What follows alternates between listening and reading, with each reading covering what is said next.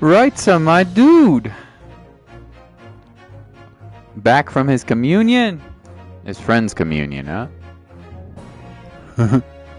Excuse me. How you doing, buddy? Just gonna start the stream real quick, edit everything. Post this puppy on Discord. Then I'm gonna wish for, hey, Wolf UK! So good to see you guys. We did finish Evil Within. We'll start another horror game soon. But you know it's time for some voice acting. Let's go. Adventure of the Clouded Kokoro. Episode 4. It says Trial Part 1, but it's my Part 2. Let's go. You have Discord? Yes, it is on the Discord. Yes, it's in the description, yeah. I wouldn't say it's like super poppin', but we have a couple of hundred members. And maybe a couple of dozen who are fairly active, yep. I have giveaways and memes and clips and stories and animals and art. Pokemon if you like doing the Pokebots. It's kind of fun. Yeah, pretty standard. I wouldn't say it's like the most active thing ever, but you know, probably more active than my channel. Oh, that's life, isn't it? 20th of February, 9:23 a.m., the Old Bailey, Defendant's Antechamber. Well, I never expected this. Who'd have thought we'd be back here again so soon? We are on a study tour of Great Britain with the intention of learning the country's legal practices. You join the Discord. Well, welcome to the Discord, Wolf. Actually kind of active? I mean, you know. The streams are pretty dead, but there's a good amount. There's a couple dozen people who are fairly active on Discord, I'd say, yeah. Not like a lot, but yeah, it's fun. In order to reach the latest court procedures, we need as much court experience as possible. Well, yes, I suppose that's true, but for the person in the dock, it may well be his or her one and only time in court, and it could be life-changing. In which case, treating it as a research may seem a little crass. Yo, yo, yo! 1 a.m. and you can't sleep. It's 3 a.m. I must be lonely. You have a headache and your chest hurt. Oh god, and you have to listen to my voice? That's not gonna make it go any better. I hope you feel better, Wolf. I like your avatar, by the way. Is it a ninja? And who's your avatar, Game of Life? And Raitza, I know Raitza is coming from. When you put it like that, you're quite right. Good morning! Oh, it's the Asian dude. Ah, Mr. Natsume, good morning! Oh dear. Are you alright? Your eyes look terribly bloodshot. The early bird catches the worm, as they say here in Britain. Yes, I've heard that expression. But I really don't want to catch a worm. So I tried desperately not to wake up early. But I was so worried I couldn't catch a wink. And now I'm absolutely exhausted as a result. Do all literary people take things so literally? Thank you for putting your faith in us today, Mr. Natsume. I wish I had 9 lives. My whole future hangs in the balance. I'm too terrified to tremble. Really? Because I can feel tremors in the floor. I can't do this. I can't take it. Although, locum student Mr. Naruhodo Esquire, yeah? I caught a glimpse of the public gallery as we walked by the courtroom. It looked like the opening night in the opera, where there were so many people. I had no idea my case was so much a notorious affair here in London. Oh, neither did I. Do you know why that might be, Miss Susato? Yours is no one specific. I made the edit when I was like 12. Oh, cool. You made it? Cool. I have no idea, Mr. Naruhodo. So that all-knowing look on your face is just coincidence then, is it? Don't hide the truth from me. It's It's because of the Reaper, isn't it? Lord Van Zeeks? Is that right, Miss Usato? I purchased as many different newspapers as I could this morning, and yes, Lord Van Zeeks is on the front page of every one. I knew it. Sometime after the prosecutor was dubbed the Reaper of the Bailey, he stopped appearing in court, it seems. It's been several years now, in fact, until the day before yesterday. I don't know, the Walking Dictionary lies. She's pretty smart. Yes, Inspector Gregson told us something similar, didn't he?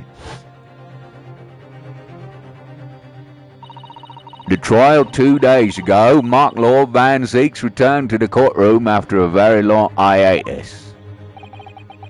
The trial of Magnus McGilded. Ugh, what a harrowing experience that was.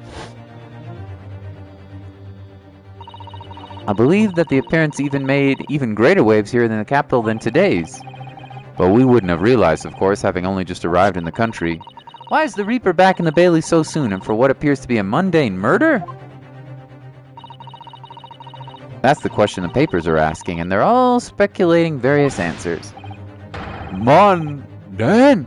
Mundane! It's the most significant saga of the century to some of us. Oh dear, I meant no offense, Mr. Natsume, but that is how the papers are describing it. Well, lest we also forget that the fact if it could spark an international incident. Obviously, the appearance of the infamous prosecutor has caught people's attention. But there's another blatant similarity in the 2 days ago. Yes, I agree. Locum student Mr. Naruhodo Esquire, it's you! Me? Well, I suppose that's true. Both times, it is you who stands against the legendary prosecutor. It can only mean that you're friends with the Reaper! Please, I don't rub shoulders with Deathbringers. I'm afraid there's really only one other explanation. It can only be another example of Mr. Naruhodo of your uncommon bad luck. Thanks for that. Oh, this is just my luck. Why must I be represented by a man with such frail fortune? By the least lucky lawyer alive! Well, let's not forget that it was you, Mr. Natsume, who asked me to represent you. Oh! Yes, that's true. I'm just a student new to London with very little inexperience or skills or luck. But I promise you this. I will fight your corner until the bitter end, and I will believe in you, Mr. Natsume. Oh, benevolent locum student, Mr. Naruhodo Esquire. You're not alone here with us, Mr. Natsume. Whatever happens, we will always be on your side. Oh, benevolent non-locum assistant, Miss Mikotoba Esquire. I am in your debt forever. I shall never forget this great kindness. Mr. Natsume, counsel for the defense. The court session is about to begin. Kindly make your way into the courtroom at once. All right then, Mr. Natsume, it's time. Let's go. Yes.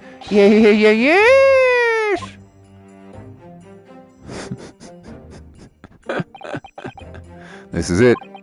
My second appearance in British courtroom. And my second trial against the Reaper.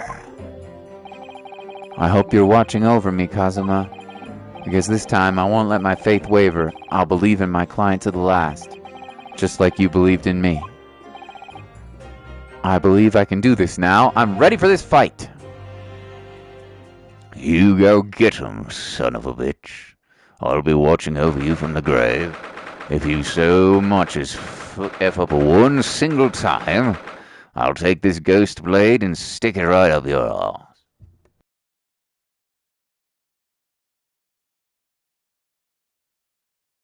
20th of February, 10 a.m., the Old Bailey courtroom. New jurors? In the name of Her Majesty the Queen, I hereby declare this court be in session. Oh, baby, I'm back. Ho, ho, ho, ho, ho. Now I call upon the counsel for the prosecution and the defense to declare their willingness to proceed. The prosecution is fully prepared, my lord. The defense is ready, my lord. Ah, the Nipponese are a truly fascinating breed. Sorry, what? Lord Stronghart told me all about you. That you are a student who arrived in London but 2 days ago, a mere amateur. Do you have a point? Being a compatriot who feel compelled to try to help the accused, I suppose, typical Nipponese arrogance. Forgive me, but I don't believe arrogance is an appropriate description. Susato-san. After all, our previous encounter, the defendant was found to be innocent. Drip, drip, the wine in the blood. In my gullet, and all will be done. Very true, and a most fascinating if dark trial it was too. The tragic conclusion came later, of course. Here's to the acquitted and his unfortunate violent end.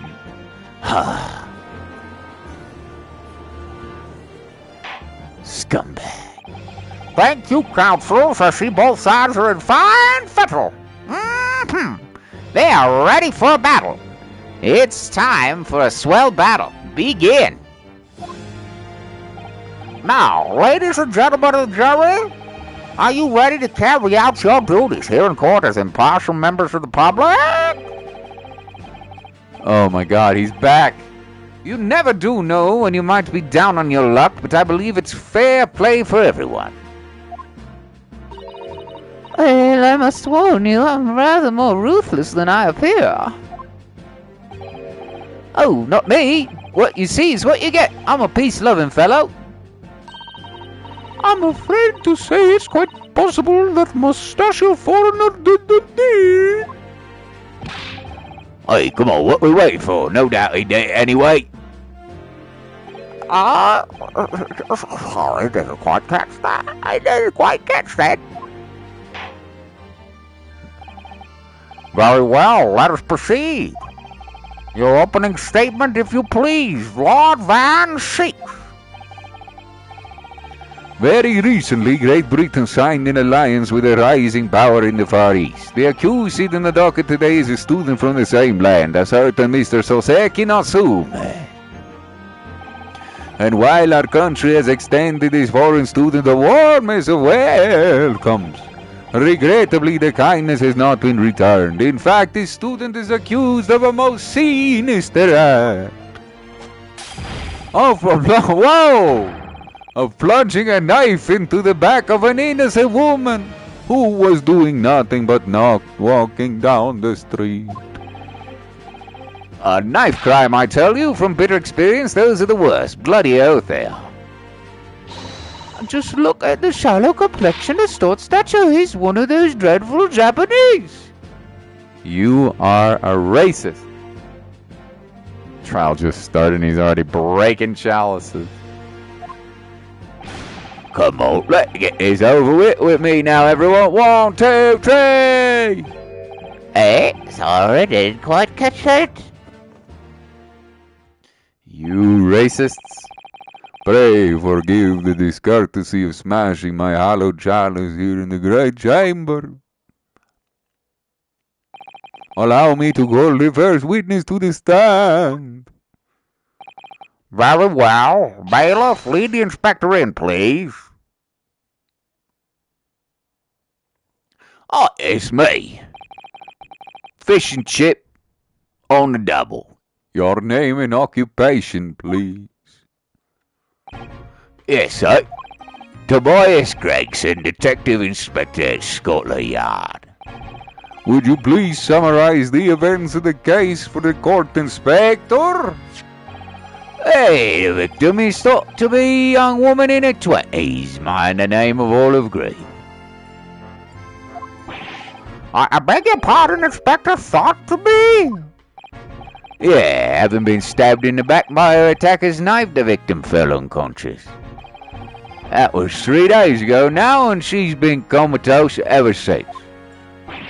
Huh? So they don't even know who she is for sure?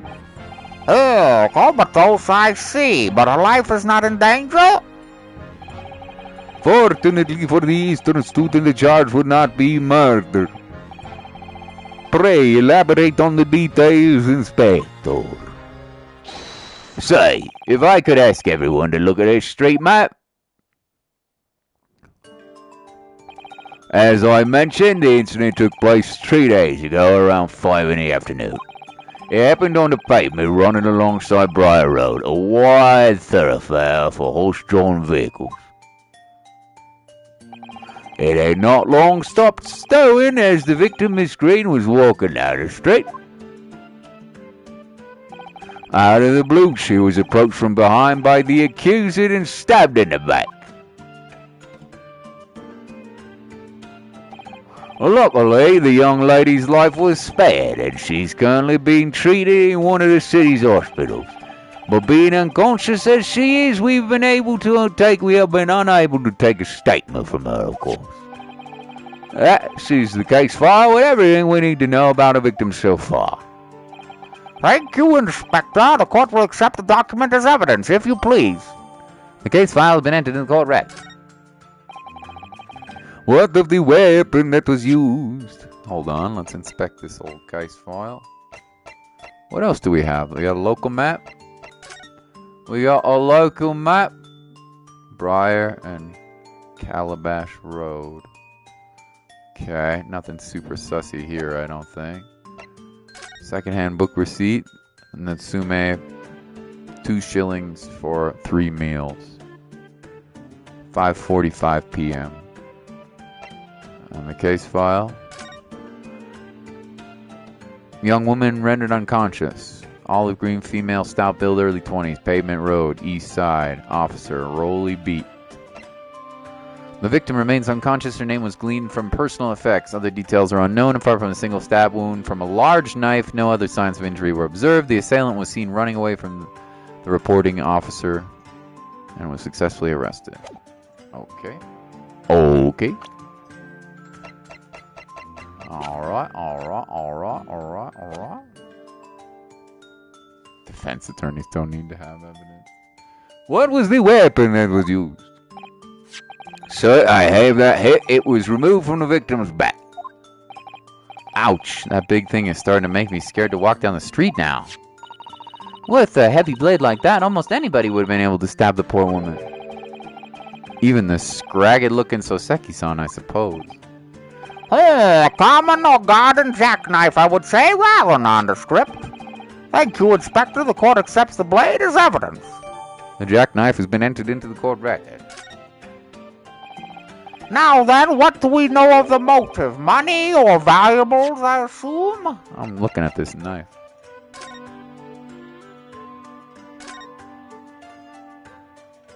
Swing! The tip is missing.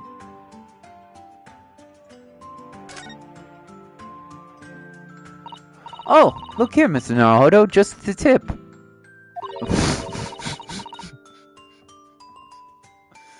Okay, you went there, huh, Ace Attorney? A small piece of blade appears to be missing. You're right. Well spotted, Mrs. Sato. I wonder what could have happened to it. Yeah, you don't think it could still be lodged in the victim, do you? Oh dear, I do hope not. That sounds pretty painful.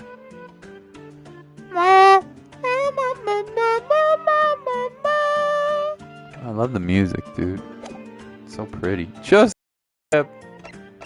Yeah, they went there all right. Silly Japanese sexual jokes. Now then, what do we know of the motive? Money or valuables?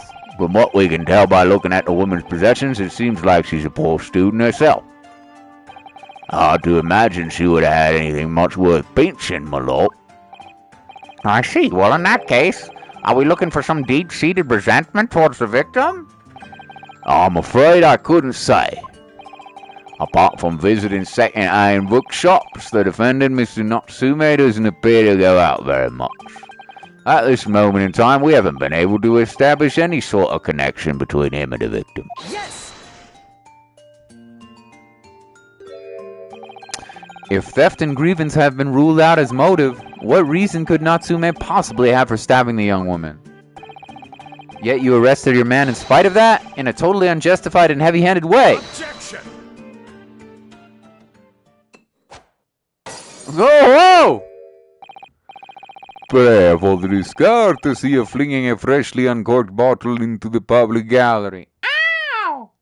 He hit me in the head with a wine bottle. What the frick are you doing up there? You just hit Susie with your wine bottle. It's a splash zone. It's like a SeaWorld, bro.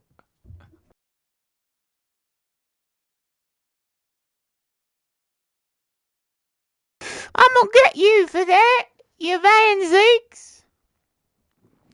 You just try to come at me, bro, and I will give you the $1 million flow. But your words have soured this hollow banquet. For it is you, my learned friend, who is being heavy-handed, eh? Huh? What?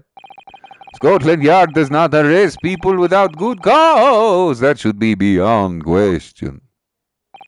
Inspector Gregson, the prosecution called for your formal testimony. Explain to the court precisely why the constabulary came to arrest the Nepalese student. Yes, sir. Witness testimony. Mr. Natsume's arrest. As I said, it was 5 o'clock in the afternoon when the incident occurred, and there was an unusually light fog. Visibility was reasonably good, and there was no one else about but the victim and the accuser. Out of the blue, the victim was stabbed from behind and subsequently collapsed on the pavement. The accuser ran off, scattering his belongings all over the floor. Those being a number of old books he just bought. He was on his way home from a bookshop, it seems. It was just a matter of working out who the books belonged to, and we found a bloke to arrest him. Uh-oh. Old books, you say? Yes, my lord. I have a photograph of the scene of the crime taken immediately after the incident. Ah, yes, I can clearly see the books to which you are referring. I will take that photographic print as evidence, please, Inspector. The crime scene photograph has been entered into the court record. You Nipponese are a spineless breed, too cowardly to admit defeat. Let's take a look at that there photograph, shall we? There's a knife in her back, all right.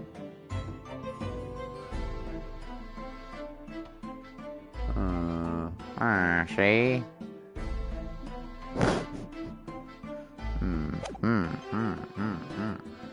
All right. Denying everything despite overwhelming evidence to the contrary. Well, forgive me, Lord Van Zeek, but the defendant is not denying everything, as you put it. What are you doing, Miss Susato? Do go on. Mr. Natsume has admits to playing some part in the incident. Isn't that right, Mr. Naruhodo? Well, now that you mention it, when we visited him in the prison yesterday, he did tell us what had happened. As I was walking along that accursed pavement, I could make out the sole silhouette of another ahead of me. A woman wearing green overcoat she was. And just as I went to overtake her, she suddenly let out a little scream and collapsed onto the cold hard slabs of stone at my feet. I was terrified. I had to get away from there. So I ran, as fast as my legs would carry me back to my accursed lodgings. A green overcoat? Well, that's exactly what the woman in print was wearing. Oh my, photographic print in full color. What will the world come out with next? The defendant has done nothing more than admit he fled the scene of a terrifying incident. That does not mean he's guilty of the heinous crime of stabbing the woman in the back. There was nobody else there at the time, just the two of them, the victim and the accursed. In other words, there was nobody else who could possibly have stabbed the woman. In fact, the accused had conceded. It seems the cross-examination could prove to be pivotal, counsel. Proceed, please. Yes, my lord. Nothing for it. If I had to use this cross-examination to turn the tables here, it's our only chance. I need to sip some water.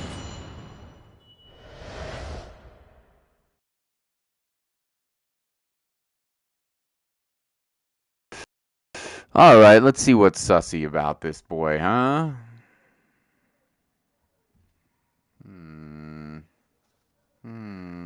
Let's see. As I said, it was 5 o'clock in the afternoon when the incident occurred. It was an unusually light fog. That's fine. Visibility was reasonably good. There was no one else about but the victim and the accused. Okay. Out of the blue, the victim was stabbed from behind and subsequently collapsed out in the pavement. The accused ran up, scattering his belongings all over the floor. Maybe. Those being a number of old books he bought up on the way from the bookshop, it seems. Maybe. Maybe. We don't know that, do we? It seems. Hold it! Hold it! The defendant apparently visits secondhand bookshop on a daily basis.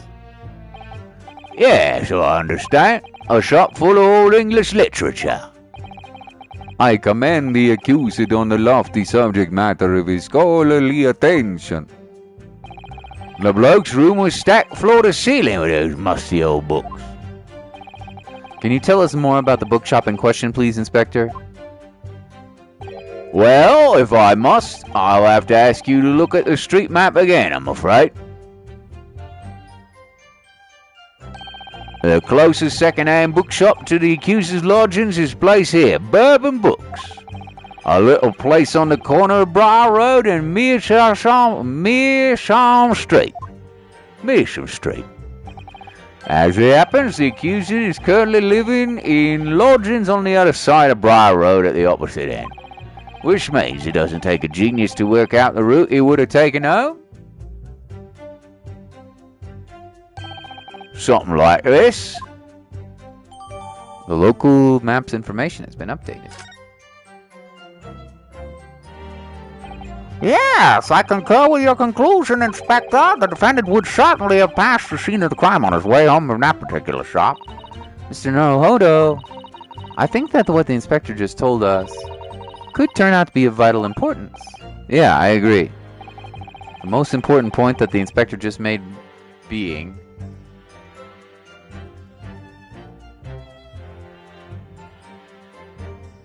probably the location, I'm guessing?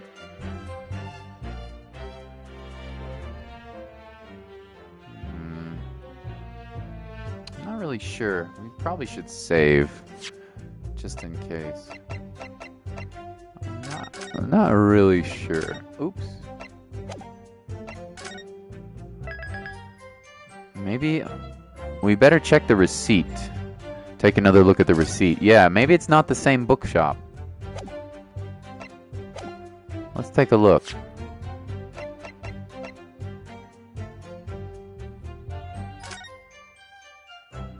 Oh, it isn't. Your Books. Your Books. It's a different bookshop. Sweet. Inspector Gregson, may I ask you a favor? What? Would you kindly add the name of the bookshop to your formal testimony, please?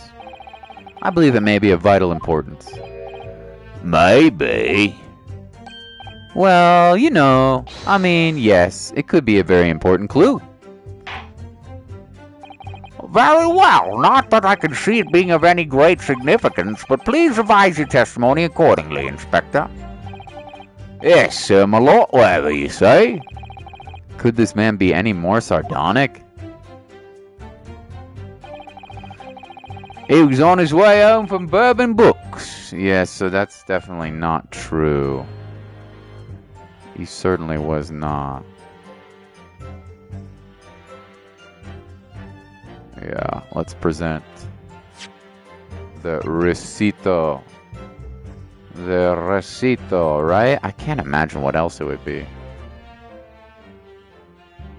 Alright, let's present it. Objection! Objection! If I could just stop you there, Gregson. What is it, Sunshine? I'm a busy man, you know. This is a receipt we found in Mr. Natsume's room. It was issued on the day of the incident and details the purchase of 3 second-hand books. And you found that in the accuser's room, did you? Yes, but the point is not where the receipt was found, but the name of the shop printed on it. Go on. This receipt was issued from a bookshop called Your Books. Your Books? Y-O-R-E, I presume? Yes, my lord. So Mr. Natsume did indeed purchase a number of books from a second-hand shop that day. However, the bookshop in question was not Bourbon Books. Eh? What? Inspector, do you know of this other bookshop? Yes, sir. Your Books is another second-hand bookshop not far from Bourbon Books. It's just that, well, such a small place, I didn't think the accuser would have known about it. But in fact, it is the bookshop in which the defendant visited on that day in question, and this receipt proves it. Yes, for what difference it makes. Wherever the man purchases musty tomes, it makes no difference for the final analysis. I disagree. I mean, after all, I have the street map here, if that might be help. Oh, yes, thank you. Have a look at this, please. If the defendant had been returning from Bourbon Books, then yes, he would have almost certainly passed the place where Miss Green was attacked. However, if we take into account the fact that there was actually another bookshop, Your Books, it may very well turn out he wouldn't have passed that location at all. Ah, could that be true? My, it rather depends on where this other bookshop is, but I do declare it might be a possibility. Is that right, Mr. Lawyer, sir? What you just said? Absolutely, it could be right. Not really. He admitted to being there. Inspector Gregson, where is this Your Books establishment? Well, obviously we looked into that. It turns out that Your Books is just here on the next corner of Meacham Street, going east. The local map's information has been updated in the court record.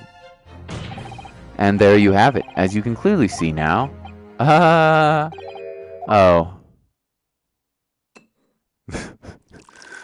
Blah, blah, blah. My learned Nipponese friend is obviously in training to be a clown, the way he regales us with such witticisms. Your future career in the circus? You put that glass down now, I'll put it down for you. I didn't think I need to spell it out, but here we go. If the accuser was coming home from Your Books instead of Bourbon Books, there's no doubt he still would have passed the place where the victim was stabbed. You waste everybody's time, my Nipponese friend. Wah ha ha. One Nipponese, two Nipponese, three Nipponese. Hey, yes, thank you, Inspector. Allow me to reiterate for my learned if somewhat slow Nipponese friend. Oh, damn. Wherever the man purchases musty tomes, it makes no difference for the final analysis. Oh! As I suspected, you can't fool me, and I don't suggest you try. What did you say? I've had enough of this now. Beg your pardon, terribly sorry. Would you mind repeating that? Mr. Naruhodo, we mustn't give up. What? What do you mean?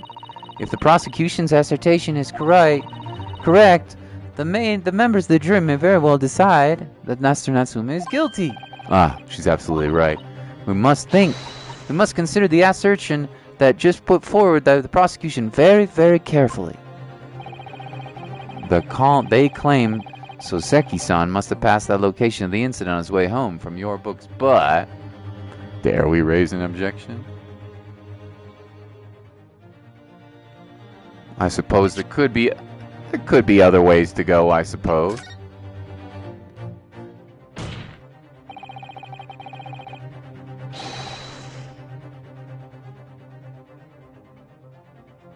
Right?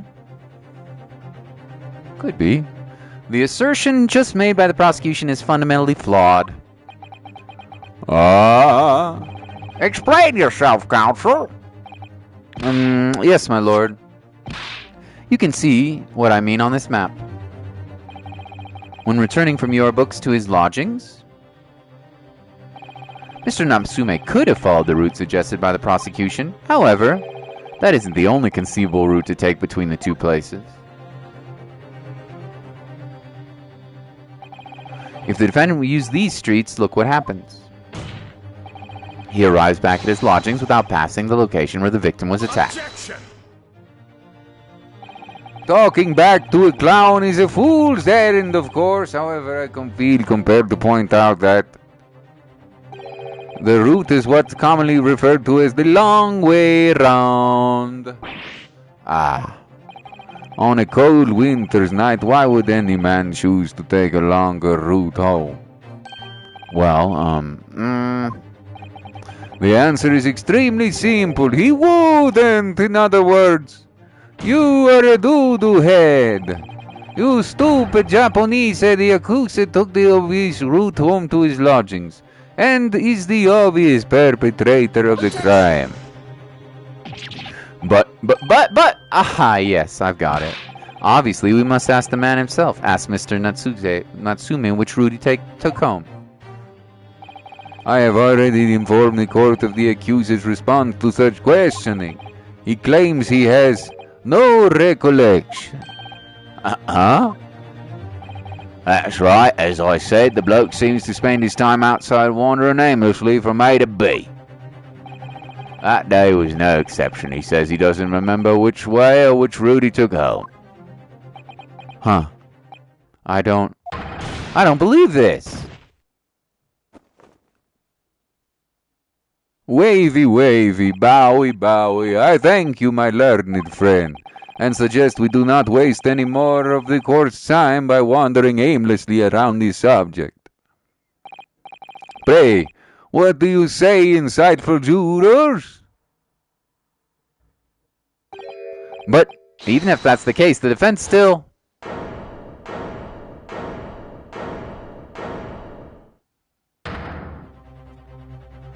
I agree with Lord Van Seeks, wholeheartedly in every way. Huh? What? I don't believe it. Does this mean...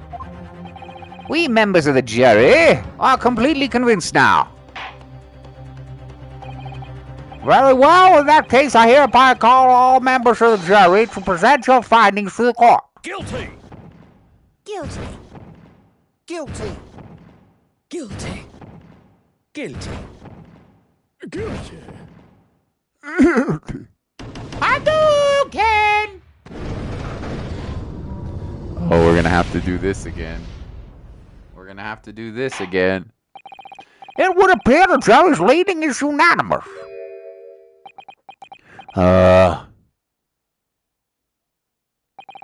To the insightful members of the jury, I applaud your brave resolve. You serve Queen and country admirably. Mr. Naruhodo. No, not yet. This isn't over yet. I still have one last chance to sway the opinion of the jury. I have to tip the balance of those scales the other way. I have to turn this around. Somehow. Those are the eyes of a quarry yet not yet willing to give up and die. So I presume you intend your wield your rights again at this trial? Rights of the defense written into antiquated British law that should have been buried long ago like my ex-wife. I buried her after I drank her blood. She did give me 3 healthy babies, though, so it was a nice marriage. Call it antiquated if you will, but it's the defense's prerogative to carry out a summation of examination if he or if it so chooses. Very well, counsel. In accordance with the letter of the law, we shall proceed with a summation examination all across the nation. Now, I need this damn tarnation. Are you ready to rumble? Of course we're ready to rumble. I'm all too familiar with that Napanese whippersnapper and his uncouth refusal to throw in his alley. Very well, then. Ladies and gentlemen of the jury, you will explain on what grounds you have determined the defendant to be guilty.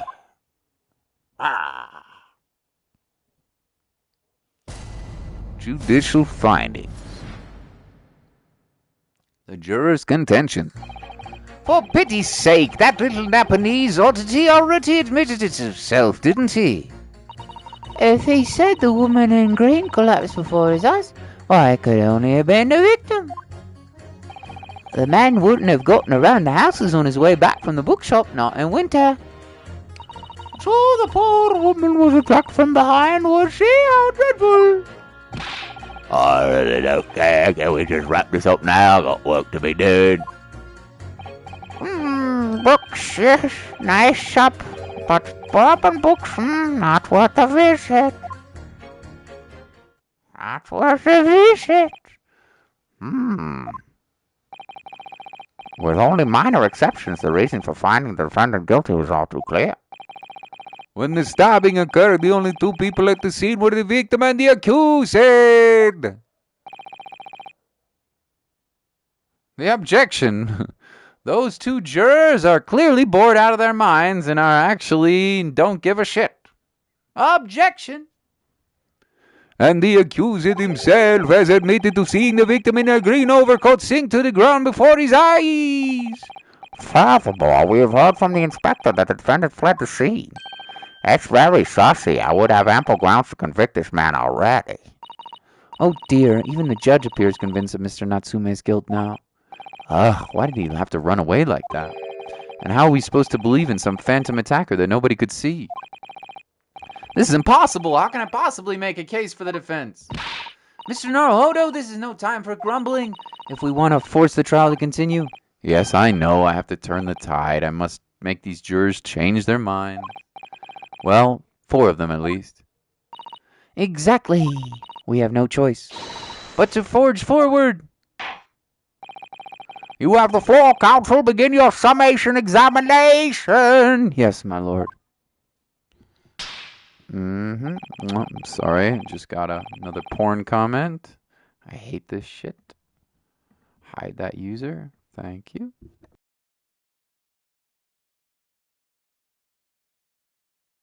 Let's do this. Come on, Ryanosuke, you can do it.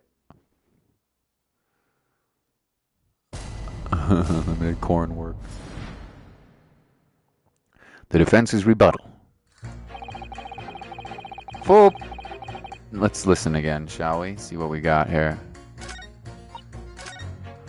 For pity's sake, the Napanese oddity already admitted it himself, didn't he? If he said a woman in green collapsed before his eyes, why, it could only have been the victim. Those 2 are kind of the same. The man wouldn't have gone around the houses on his back from the bookshop, not in winter. So the poor woman was attacked from behind, was she? How dreadful! I really don't care. Can we just wrap this up now? Your books. Nice shop. But bourbon books, not worth a visit.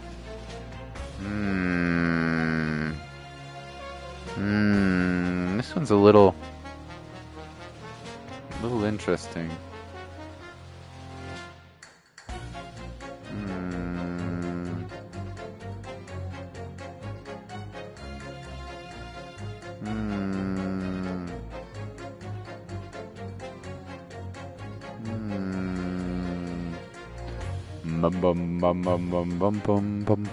I'm really not sure. Can I talk to you? Hold it! What do you have to be doing? A man's life is on the line here, sir. This will take as long as it takes. Don't you glow at me now, son. My life's on the line here too, and so is my family's. Huh? Like so you wouldn't understand, but a laborer like me can't afford to take time off. If I don't work, I don't eat, and neither do the wife and kids. Oh, I see. That must be very hard. I go to the union every morning to find out what needs doing. If you're late, your work's taking its tough. This time of year, there's water and gas supply pipes posted left to right and centre. They're out to cheap labour to get the roads dug up to fix it. It's a hard slog from dawn till dusk it is. So you were out digging up the roads on the day of the incident as well, were you? That's right. In fact, if I remember rightly, it was just round the corner from where it all happened. By that old bookshop it was. What? Another coincidence. That's right. Maysham Street it was. Measham Street? On the map, Mr. Naruhodo, there are only 3 named streets. Juror number 5, I need you to add information to your formal statement, please. What the point of that? Can we just get this business over with now? Please, sir, it's important. Yes. Fine, I'll do that.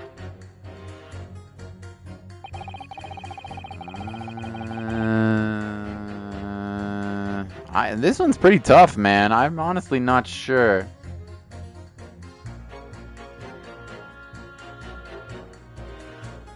I guess let's get the number 6 more information too. Seems a little on the sussy side. Let's press you. Hold it! Shall we? Sorry, hold did you say? Hold what? No. From what I said was, hold it! What I wanted to ask you was, do you visit your books often? I like the old books, haven't I? Yes. I enjoy reading them over a nice cup of old tea. Get used to pressing the juror's small warning. Okay, thank you. That's my daily routine, you see, Sick every day, including the day you're talking about. And what time did you visit your books on the day in question? Well, I was picking out old books there afternoons.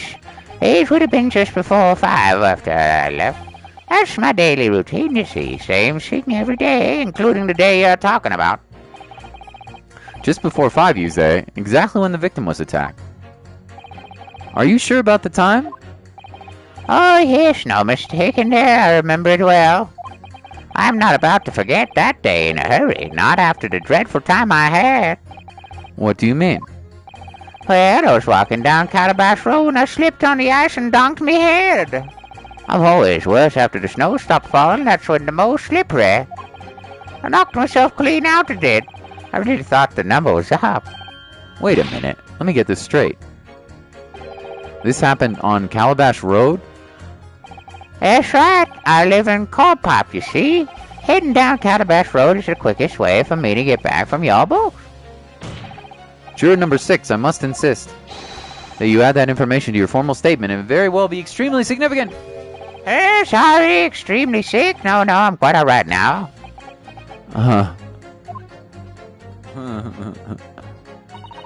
It sends a shiver down my spine to hear the members of the jury so convinced of Mr. Natsume's guilt. But I can't help feeling some of their opinions are rather subjective. I agree, it's irrelevant what some of them are saying that sends a shiver down my spine. Your ears are extremely sick, juror number 6. Still, at least some of my assertions don't actually incriminate Mr. Natsume of anything. That's something. We must use that to our advantage, Mr. Naruhodo, cunningly! Yes, you're right. Let's listen to the jurors again carefully. And if any of their assertions are at odds, I'll pit them mercilessly against each other. Yes, don't hold back! Pit them against each other! Alright, I'm honestly a little bit...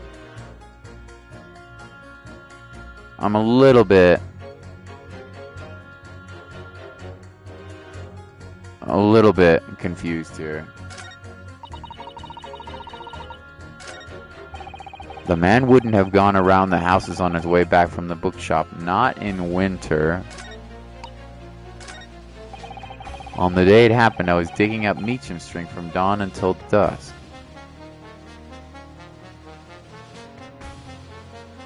Well, maybe you would if the pavement was getting dug up. Maybe you would have gone a different way. Let me save just in case. I can't think of possibly anything else.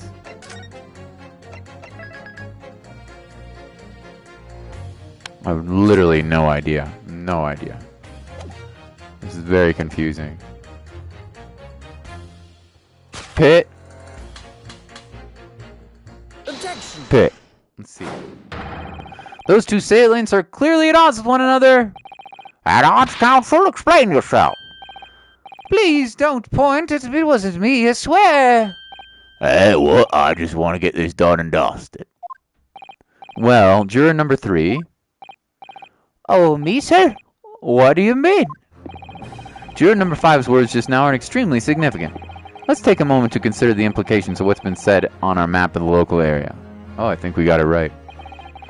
On the day in question, Mr. Natsume visited this bookshop to purchase a number of secondhand books. On the same day, we now know that there were works being carried out on Mearsham Street, making it impassable, which means the defendant's route home could not have taken him along Mearsham Street and down Briar Road. Oh, yes, of course. What do you think, sir? Well, you can't argue with that, really, can you? We must have a good 2 yards or more pavement up. Every gentleman and gentlewoman that came along had turned back the other way. So, the only conclusion is this. The defendant must have taken the longer route back to his lodgings. Yes, I suppose you must have. I suppose you must be right, eh? Juror number 3, you said the following. The man wouldn't have gone around those houses on his way back to the bookshop, but we see now that he had no choice. Yes. My lord, judge, sir, if I may. Yes? I don't think in all good conscience I can say the man's guilty now. Hey, Governor, thanks, Governor. I'd like to see this trial continue so we can get to the bottom of what really happened.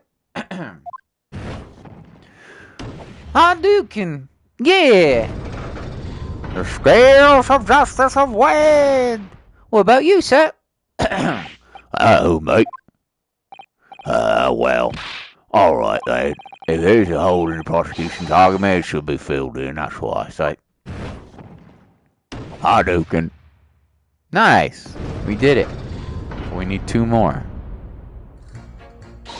Oh, well done, Mr. Naruhodo. That was wonderful. Well, we managed to change a couple of minds at least. It straightened our position somewhat. Yes, and it will prompt the other members of the jury to reconsider their stance as well. They'll be asking themselves if their current leanings are really right or not. Now, if only we could just identify one more clue or discrepancy without make them stop doubting Mr. Natsume. We might be able to tip the balance completely. Yes, that's exactly what we've got to do. Van Zieks is looking to bring this trial to an early conclusion. That's what we have to prevent, by whatever means we have at our disposal. Thank you, counsel. Out with the summation examination, please. Yes, my lord. Okay. Alright, so what else do we have? It's got to be number 6. Well, who with? I slipped over the evening on Calabash Road and knocked myself clean out, you know. Knocked yourself clean out, below. No.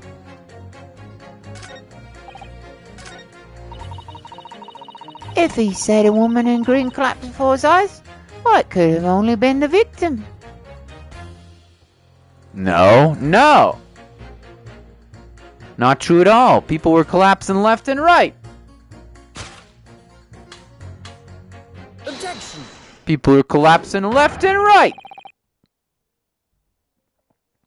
What do you say to that, scummy?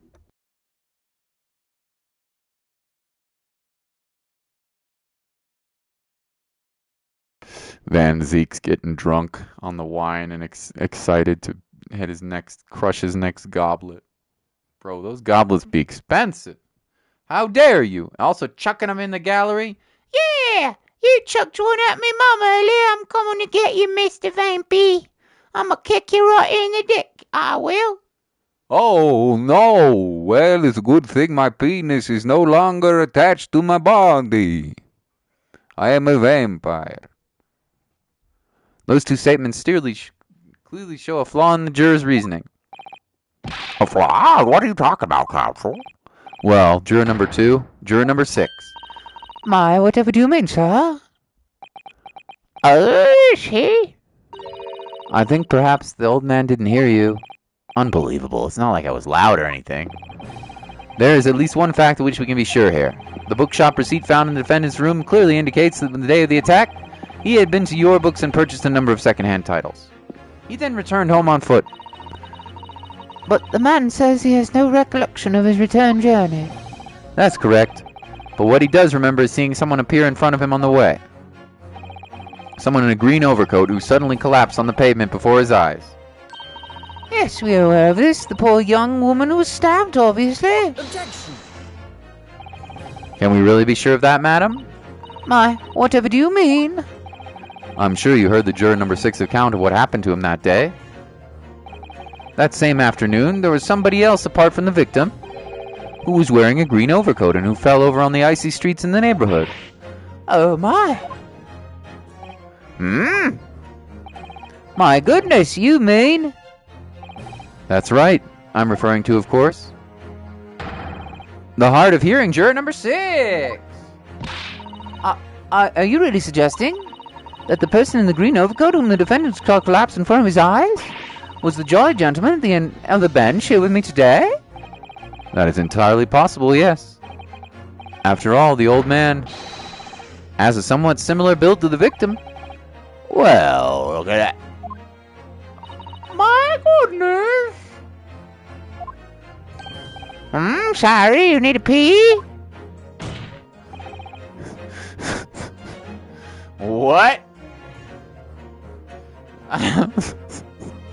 And crucially, we know precisely where the old man in the green overcoat fell. On Calabash Road. Therefore, if the person Mr. Natsume saw collapsing in front of him was in fact juror number 6, it means the defendant must have taken the long route back to his lodgings. And if that's true, then clearly the crime scene on Bry Road where the woman was stabbed was not on his way home. Oh, my. Oh, my. Oh, my. So forceful with that finger. Yeah. Keep poking that at me, baby. You idiot, old man. If you hadn't been so daft as to be roaming there, we'd have boxed this house awful up. And really, what are you thinking wearing such a befuddling coat? What did you say to me? Is it a crime for the elderly to walk the streets these days, Is it a crime to slip over on the ice? Is it a crime to keep up with the latest styles and wear a beautiful green overcoat, is it? Hold it. Hey, Dragon. Nice to see you, buddy. My lord, I hope I wouldn't cause an inconvenience, but... You'd like to change your leaning, I presume? I do declare that I would. I should like to call for a verdict of not guilty. Thank you. And I would too. A what? It's a crime to change your mind, is it? Well, Hadouken! The scales of justice. Hadouken!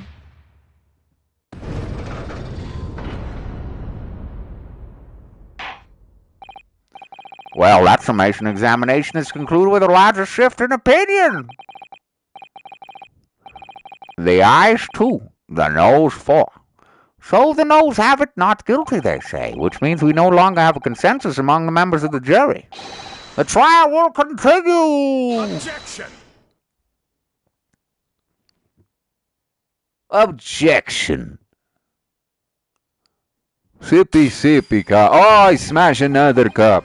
Could it seem churlish of me to drink from my hollow chalice moments after raising an objection? only to crush it in disgust. Pray forgive the discard to see. Lord Van Zeeks? It seems I must retract my earlier remark. What do you mean? I mistakenly credited these jurors with intelligence by describing them as insightful. Yet we have just witnessed them falling for a cheap trick performed by an Eastern entertainer. Aye. Whatever do you mean? Objection. I haven't tricked anyone. Everything I said is the truth. Indeed, stalwart juror number 5 was undoubtedly repairing the road as he claims. I believe you said it was a good 2 yards of pavement you had excavated, sir. Right, took me the whole day. They paid me a measly twopence for it. Now, my learned Nepalese friend, tell me, do you have any notion of distance that 2 yards represent? Well, if I'm honest, I don't have a clue now. You doing well, Dragon? Hope you are. 2 yards is a little less than 2 meters. Less than 2 meters. That's not much at all. In other words, a distance readily vaulted by anyone of moderate vigor. Would you not agree, my stalwart friend? Me? Well, I can't say you're wrong now. What? And did you perchance erect a sign to prevent pedestrians from passing at your site of work? I wouldn't dream of it. Waste of time. No coaches would have help of passing anyway, and we just turn gentlefolk back when they come. Kids just run and jump over all the time. The accused is no gentleman as far as I can see. I have little doubt, however, he could spring over a 2-yard trench in his meanderings around town. Oh, is that true? Is it? The incontrovertible truth is that the books just purchased by the accused were found at the scene. There can be no doubt the way back to his lodgings, Mr. Natsune walked down Briar Road. Crushed in a single sentence. And old man, Cold man, you can talk? you say that around 5 o'clock in the day in question you slipped and fell on Calabash Road. Pray, was there a suspicious-looking Nipponese behind you at the time? Oh, I can't say I remember. You don't remember? How about the wager, my learned friend? You say it was this old man that the accused saw, but I lay 1,000 to 1 against you being able to prove it.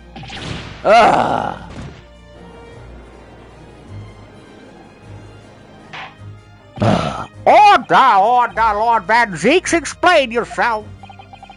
My lord? If you had such a transient argument up your sleeve, why in the world did you not proffer it during the summation examination? I wanted to give the young foreign student the sightseeing experience he no doubt came for. I wanted him to see for himself how the opinion of the jury is so readily swayed. Roasting everyone at this point. Yeah.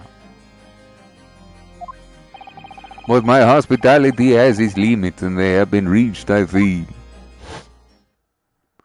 Hadouken! So, my learned friend, today's sightseeing tour of London is now over. Oh, what are you talking about? My lord, the prosecution requests permission to call its next witnesses to the stand. Granted. Bailiff, bring forth the witnesses. It's next witnesses? Mr. Naruhodo, do you not remember? We've been told on several occasions that there were eyewitnesses to the incident. Yes, I remember them, one of them being a Scotland Yard policeman, no less. I'm afraid that's likely to be the prosecution's next witness. Alright, no matter who Zeeks brings to the stand as witnesses, no matter what they say, I believe in Soseki-san. I know he's innocent. Van Zeeks is the drama queen. And I'll keep believing to the very end until this battle is over. Whoa! Holy shiz, dude. Who the hell we got here? Oh my god, bro. Bro, you're a crazy one.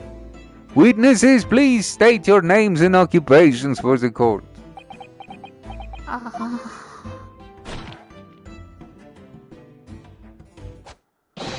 Constable Roy Bates, sir. Nothing to report on the street, sir.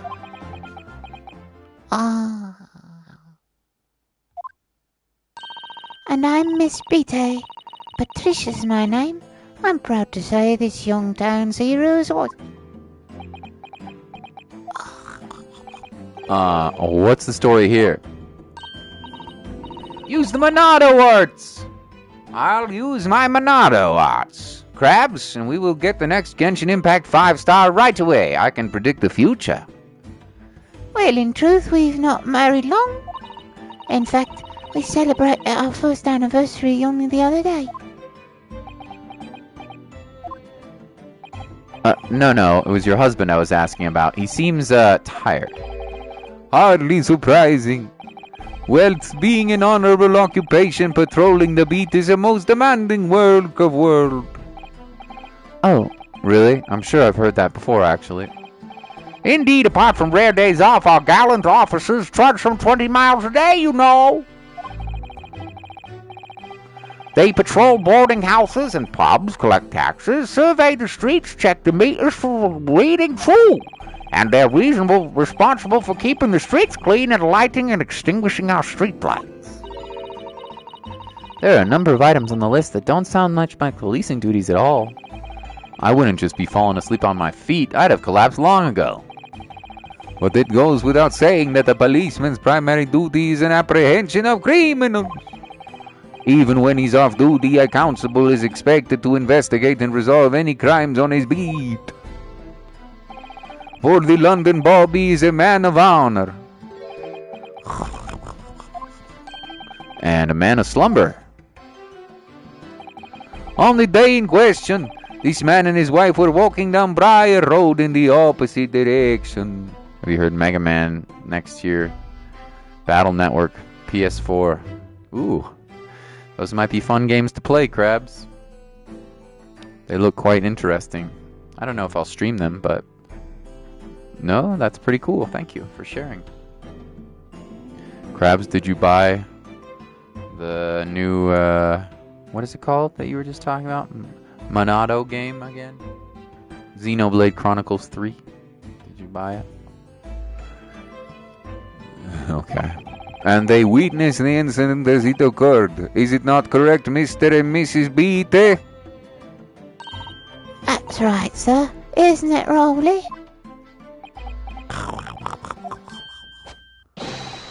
Constable Roy Beatty, sir. Nothing to report on the street, sir. What a great witness he's going to be. Very good. I'd like to hear your formal testimonies now, please. You will tell the court exactly what you saw on the afternoon of the incident. Yes, sir.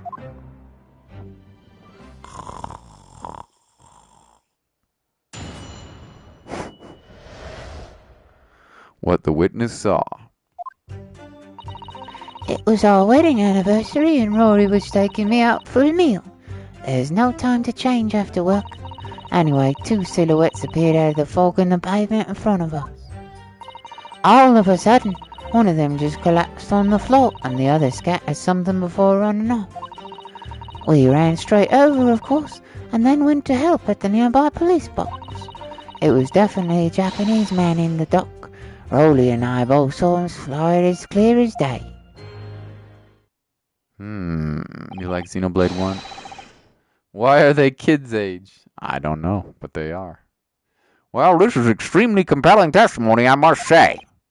Huh. Oh dear, this policewoman and his wife are claiming to have positively identified Mr. Natsume at the scene. If their testimony is true, the alternative course of events that you establish in the summation examination will be quashed. It's death nail, in fact, because that alternative was never viable in the first place.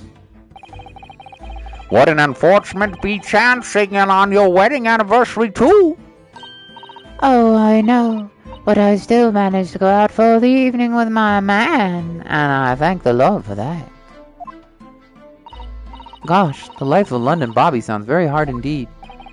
Indeed, however, this cross-examination will be over in minutes. You may well have time to rest this afternoon. Something I don't fully understand. Oh yeah? Tell me about it, Drake.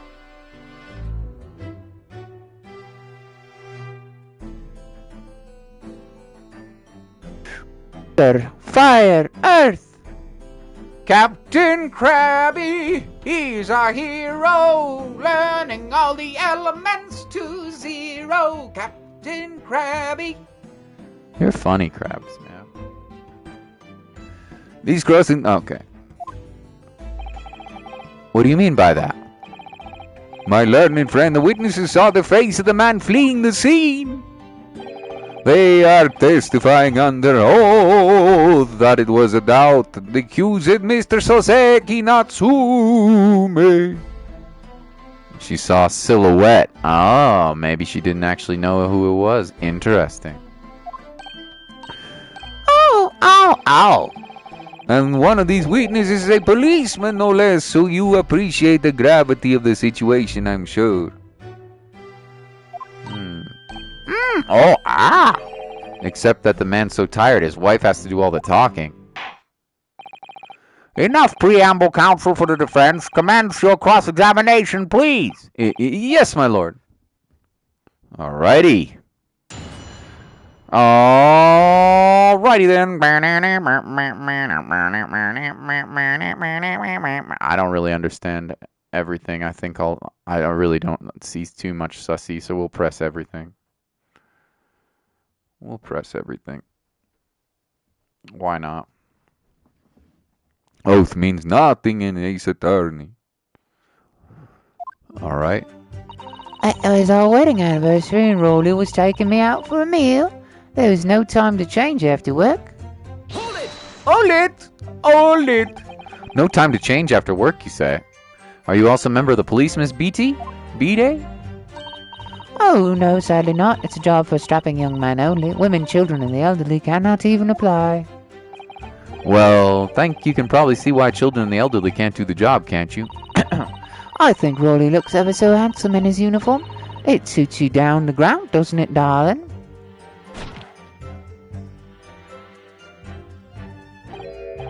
Well, I just finished my beat. Pat and I were heading back to the station. It was actually planning on getting changed there. Is he talking in his sleep? This is creepy. People lie under oath all the time. Oh no, Rolly, I much prefer you in uniform. Sometimes I don't recognize you when I see you in plain clothes. Oh dear, that doesn't seem healthy. Kindly adhere to the point. You were going for a meal after you finished your beat for the day, correct? That's right, sir, yes, although I was fit to drop, be honest, after spending the whole day on my feet. By policing is my life, sir. As long as I'm a proud owner of this, I'll serve my city and my queen to the end. Oh, what's that now? My warrant card, sir. Proof that I'm a London copper. It has noble founding principles of force written on it as a reminder to us all policemen of our sworn duty. There's a coin in the stake, Krabs. Oh! The coin is in the stake. No stake? To patrol the streets of London and uphold the peace of the common man. Sir, and for such a noble cause I cover 20 miles every single day without fail and without grumble. Because I know that the plodding of my boots is all Londoners need to hear to feel safe and secure. So, fighting crime doesn't appear to come into it then. But, sir, just on one particular day I was looking forward to celebrating my wife's wedding anniversary. Mrs. Beatty puts up with a lot being married to a bobby like me. I wanted to show my dear wife how much I care. Oh, Pat. Oh, Rolly. Oh, what a charming couple. Their young love is such a joy to behold. If a little over the top, perhaps? And then, try to describe what happened next. Jesus Christ, get a room, you frickin' McMuffins. I mean, this guy seems too tired to have seen anything. Right? Anyway, two silhouettes appeared out of the fog on the pavement in front of us. Hold it! 2 silhouettes? That's right, they were coming towards us, walking up the Briar Road in opposite direction. There was a rather plump figure, followed by a scrawny, thin-looking man. She lies, you think, Krabs? We'll see. I don't think she's lying. I just don't think she sees him. That does sound exactly like the victim as pictured in this print and Mr. Natsume. Yes, unfortunately it does. And you're certain that at the time there was nobody else nearby? Oh yes, quite certain it was dark, but there are street lights on Briar Road, you see. There is nobody else around at all, isn't that right, my darling?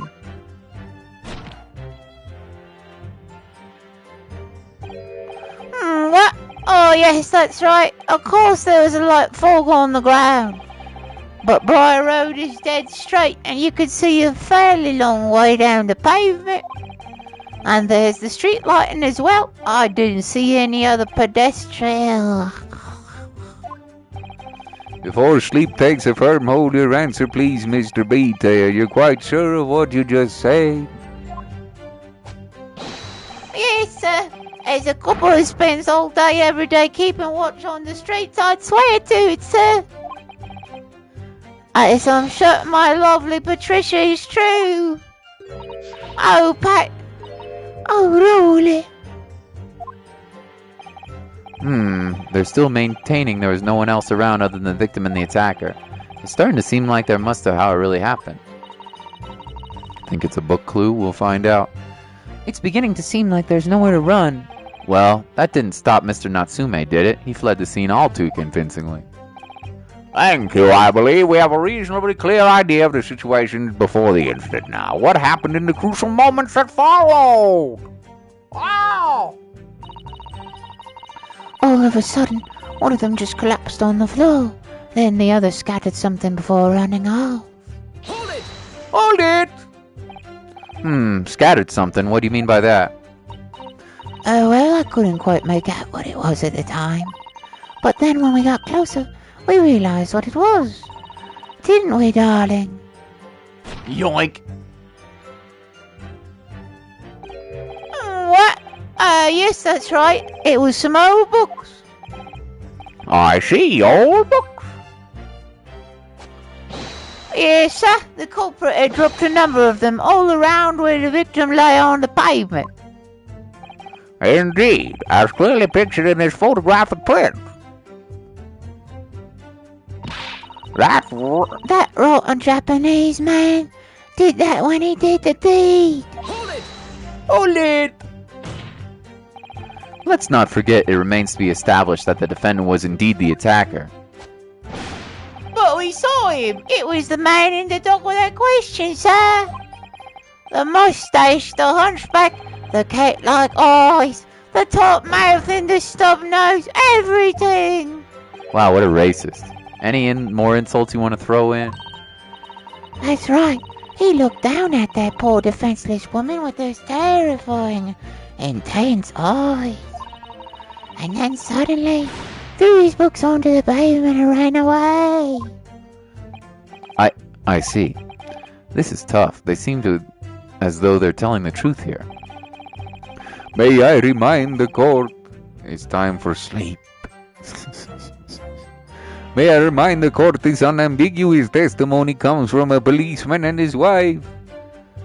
You're going to drive to Atlanta on Friday with your family. We're going to drive. That's a long drive, Krabs, from Illinois. Are you going to have a party? Or are you going to Atlanta, Krabs, for other family? How fun. I've only been to Atlanta Airport. I would love to go to the city. I bet it's really fun. I will miss you, Krabs, while you're on your trip. Hope you have a fun time. I will miss you, buddy. Now please continue. Yes, sir.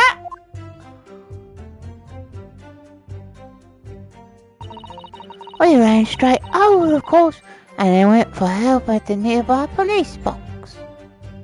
Hold it! Hold it! Was it your husband who went to fetch help? No, I went. I may not be a police officer myself, but I am the proud wife of one after all.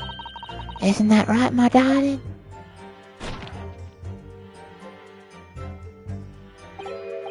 What? Oh, yes, that's right. I asked Mr. Beatty to go. I was off duty at that point. But a Bobby's never truly off duty, of course, so I felt obliged to stay and guard the scene. Very laudable, Mr. B-Tay. Preserving the scene of a crime is a task of a considerable importance. That's why I sent Patricia, you see. I told her where to find the right police box. Forgive my ignorance, but what exactly do you mean by the right police box? You're going to the Coca-Cola world? Well, that's exciting. You gonna drink lots of Coca-Cola? I've been to the Guinness factory in Dublin. For Guinness, Australian for beer. I mean Irish for beer. Guinness, Irish beer. But I've never been to the Coca-Cola factory. That's cool. World of Coke. So like a theme park? What do you have? Coke showers? Runner Hat sounds like something in the 80s. Oh, I liked Coke showers back in my day. Oh, I had all sorts of bitches, and we had cocaine flying from the ceiling. We had showers in the cocaine. Yeah, baby. It's how I keep my vigor. Ah, baby. That's not the same kind of Coca-Cola we're talking about, Judge. Oh, crap. I just admitted that on court. Oh, well.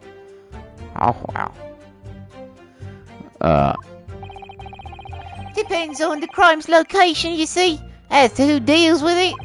Where the woman was stabbed wasn't actually on my beat. So I told Patricia the way to the police book was for the beat, so the incident fell under so she could go report it. Oh, that's a museum.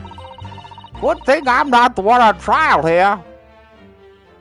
I just ran there as quickly as I could, and I asked for help from the Bobby on duty. There's nothing more potent than a young couple in love working together, don't you know? And thanks to your swift response, the case was quickly resolved. The actions of two model citizens. Oh, please. You're making me blush, isn't he, darling? He's rather handsome, that big vampy.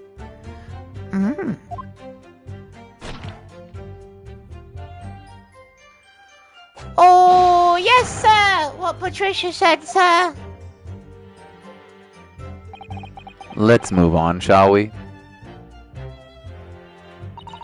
It was definitely that Japanese man in the dock. Rowley and I both saw him clear as day. Hold it!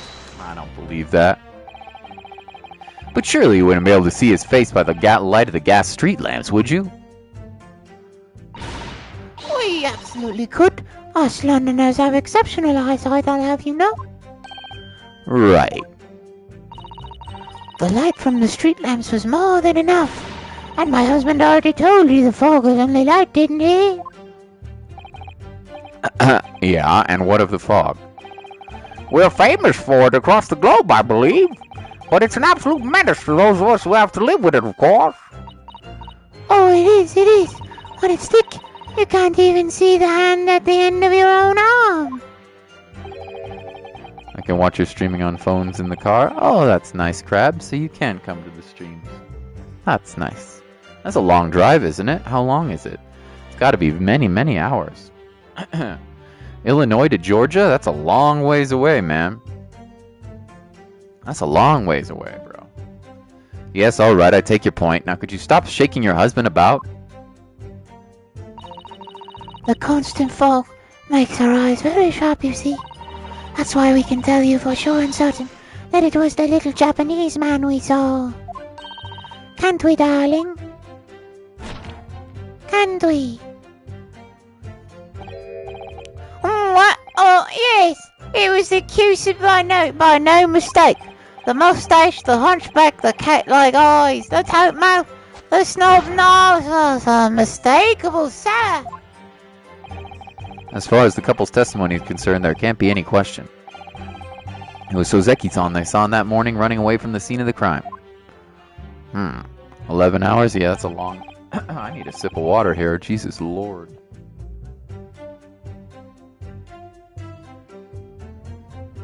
My voice is going away. Okay. So that's it? That's the entire testimony? What do you think, Mr. Naruhodo? Well, I hate to admit it, but on hearing the testimony, it really does seem as though Mr. and Mrs. Beatty saw what they saw. Mr. Natsune running away from the scene of the crime On Briar Road that day. Yeah, I feel the same. So if that's true, where does that leave us? The members of the jury are sure to call a guilty verdict after this testimony. Oh no! Then what do we do? If Kazuma-sama were here, What are you trying to say? I think he would try and find a contradiction somewhere else within their testimony. What do you mean, somewhere else? Their statement about seeing Mr. Natsume is unequivocal. Calling into that a question won't help. But if you could identify some other part of their testimony which appears to contradict the facts, you might be able to discredit them to make the jury doubt if the pair's memory that day is accurate. Oh, right. Put simply, we must focus on finding a discrepancy in the statement somewhere. If we don't, I'm afraid the trial may reach an early and unfavorable conclusion. Ugh, why do I always seem to be so up against it? Alright, now we gotta find... Mr. Lawyer, sir? Can I ask you something? Oh, yes, of course. What is it? Well, you keep asking us all these questions about everything we've told you, so... It seems like you don't believe our testimony, is that right? Well, out with it! Oh, what? No. Oh, it's really not that at all. My husband's a policeman, remember? And I know what I saw. I remember every last detail. Everything, like... Oh, I know. What about the books the man dropped? I could tell you the names of every single one, I could. Every single one. And you dare to question how reliable my testimony is? Oh, that will do, Miss Beatty. No, it won't do at all. That Japanese lawyer has no idea what I'm capable of. Even if I decide to forgive him and for insulting us, don't think I for a minute Roy will. I really didn't mean to cause offense. Please, put your husband's fist down. But perhaps you would like the opportunity to supplement your testimony, Miss Beatty? Might that appease you? Yeah, he is doing it for us. You're right. She's going to give us the names of the books. Oh, thank you, my lord. That would settle things nicely. Wouldn't it, darling?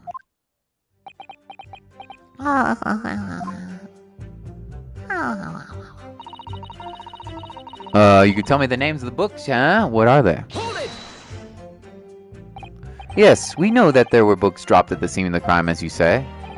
Those purchased by the accused at the nearby second-hand bookstop on the day in question. After I've been to the police box for help, I decided to have a good look over the area for good measure. I am a proud policeman's wife after all. I did it for Rowley. And what was your husband doing at the time? Oh, he was lying face down in the snow getting some well-deserved rest. He works ever so hard, you know. Ever so hard, don't you, my darling? Interesting way of guarding the scene of the crime. Well, Miss Beatty, seeing as you've regaled the court with the tales of your powers of recollection, would you be so kind as to recount the titles of the books you've observed at the scene? I'd be happy to.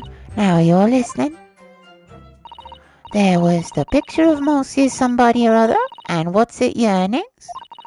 And there was a meal for someone, and the last one was definitely the Things and Gummy Something. You see?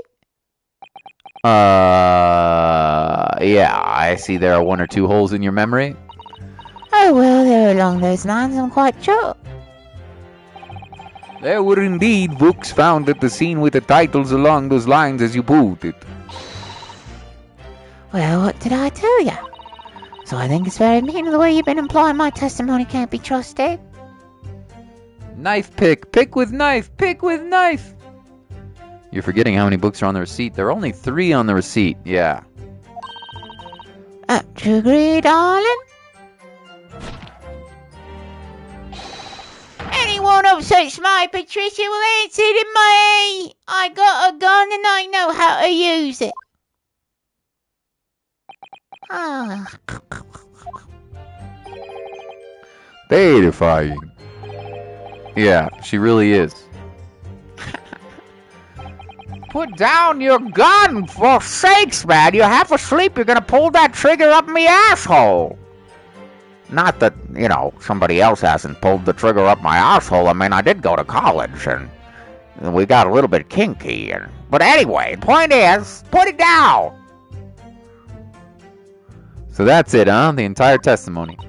What do you think, Mr. Naruhodo? Well, I hate to admit it, but hearing on the testimony, it really does seem as though Mr. and Mrs. Beatty saw what they saw.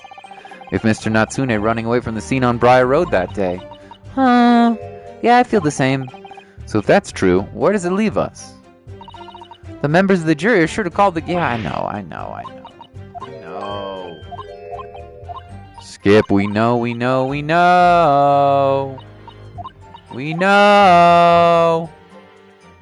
Alright. I'm thinking it's the 6th statement. It's gotta be, right? It's gotta be the books. What else could it be?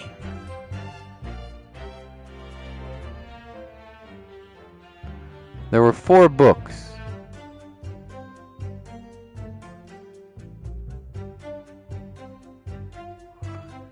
And Crab said, look at the statement.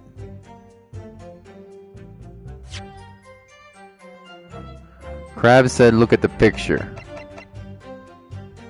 How many books are in the picture? I only see 3 books. I'm presenting it. I think you're right, Crabs. I don't see no 3. I don't see no 4 books. Objection. I don't see no 4 books.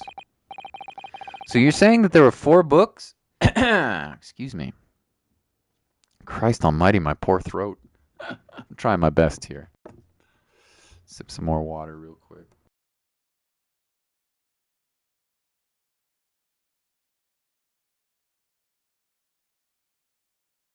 This seems right, doesn't it? So you're saying there were 4 books? That's right, I remember all of them. The pictures of Monsieur Somebody, What's It Yarning, A Meal for Someone, and the Thingy-Gummy Something. I'm sorry, Miss Beatty. But there's a fundamental flaw in that statement of yours. Oh no, what flaw? Simply that, at the scene of the crime, there were only 3 books, not 4! What? Have a good look at this photographic print on the scene of the crime. As you can clearly see, there are only 3 books. But no, that can't be. I saw them. Oh, I know what this is. Yeah, you can't fool me. Sorry? It's that big old lump of a dead body. That lady so large her corpse is blocking the view of the 4th book, that's all. Let's at least try to remember that the poor woman isn't dead even as we were insulting her size. No, I'm sorry, Miss Beatty. But Mr. Natsume could not possibly have dropped 4 books you describe. Why not? Fascinating.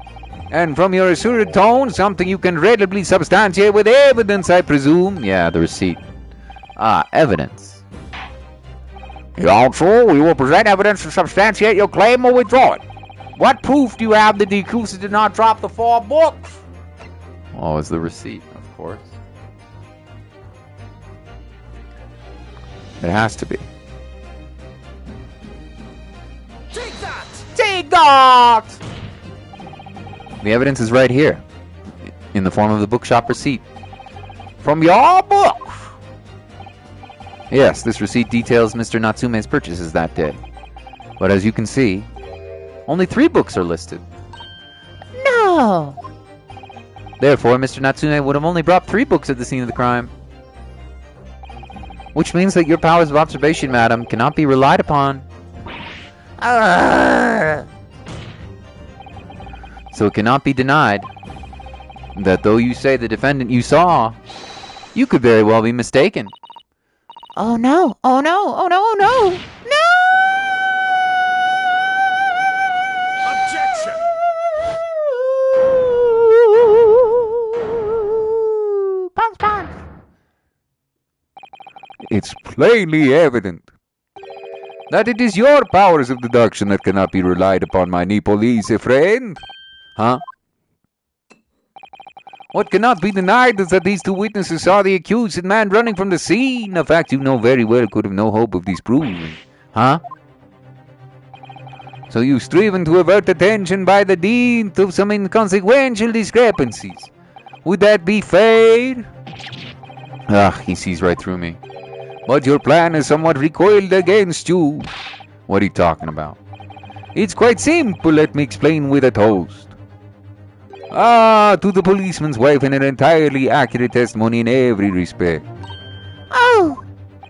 You see, the matter is not up for debate. At the scene of the crime on Briar Road, there were 4 books, not 1 book, not 2 books, not 3 books, but there were 4 books. Most definitely found. Objection! But what about the photographic print? It only shows 3 books. Quite right, only 3 can be seen in that print. What print? You mean to say? Hadouken! Allow me to present another that shows the victim's hand.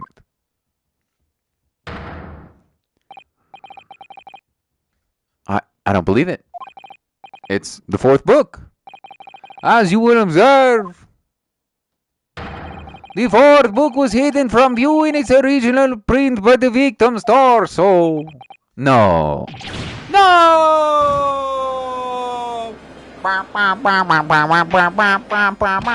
Order! Order! There, you see! Look at that! Look! Yes. It's just like I said, isn't it, my darling? Hey, sir. Patricia's always right, sir. Let us study the receipt for the books purchased by the accused on the day in question. Mrs. Beatty, the titles once again, if you please. Oh, yes, of course. The picture of Monsieur somebody or other. The picture of Monsieur Lecoq. What's it, yearnings? Canterbury Yearnings. I'm here for someone. A meal for Gabriel, in fact. The court has just heard the witness remembers the book titles flawlessly, save for a few minor details. Miss Beatty's powers of recollection can only be described as exceptional. Do you hear that, Rory? A gentleman paid me a compliment. He's very handsome, Vampy. I like the way his skin glistens in the moonlight. I've always heard that vampires are sparkly boys, but he's very sparkly indeed. Yes, sir. Flawless, sir. Patricia is flawless. But there are only 3 books on the receipt, and Miss Beatty mentioned 4. There's nothing surprising about that.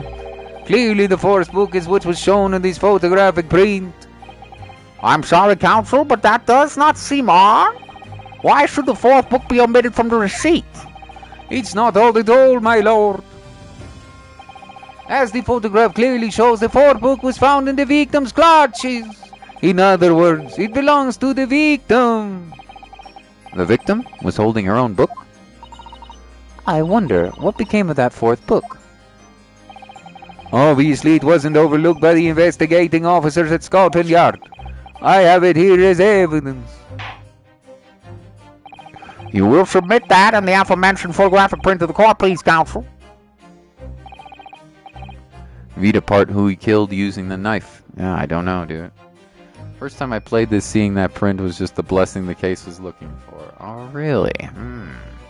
Something sussy about that print, huh? Alright, I'll keep an eye on it.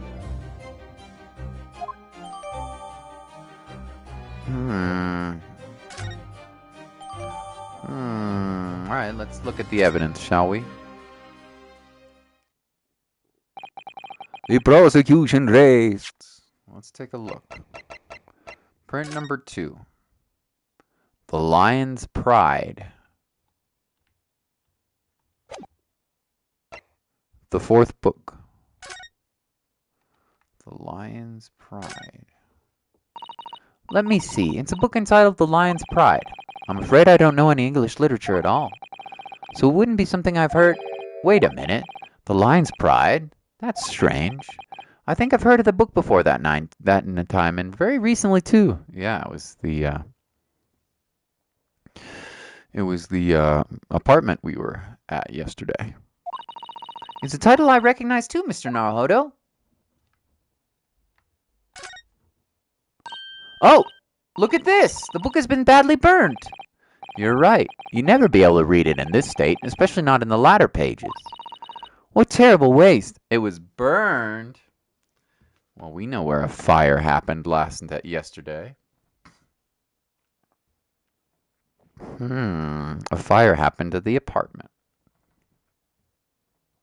of the scallywag and his fake maid wife. Well, it's probably a real maid wife, to be honest. What a terrible waste. Judging from the scorched edge of the paper, I think the damage must have occurred very recently. A book recently damaged by fire? What does that seem to raise a red flag with me?